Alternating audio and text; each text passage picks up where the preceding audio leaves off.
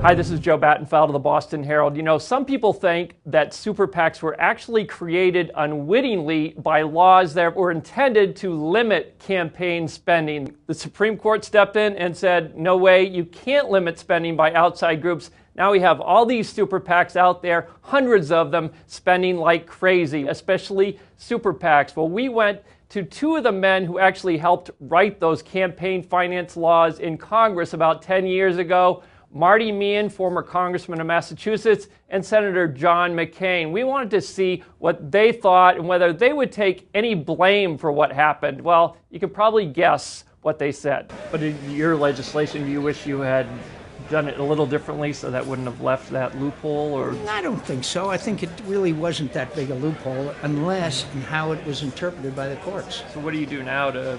There's going to be a scandal. We'll have to wait for a scandal. Super PACs were really created by the Supreme Court in the Citizens United case. And because of that case, you ended up with super PACs. Do you ever look back and say, geez, I wish we could have written that law a little differently so this wouldn't happen? Well, I actually think it's not so much the law. We wrote a law that we thought would pass constitutional muster. Well, super PACs are actually more influential here in Massachusetts because there's a $500 limit to individual contributions. One of the people who helped spearhead those limits and was a big campaign finance reform advocate, former state senator Warren Tolman. We asked him whether he accepted any blame for what happened. Here's what he said.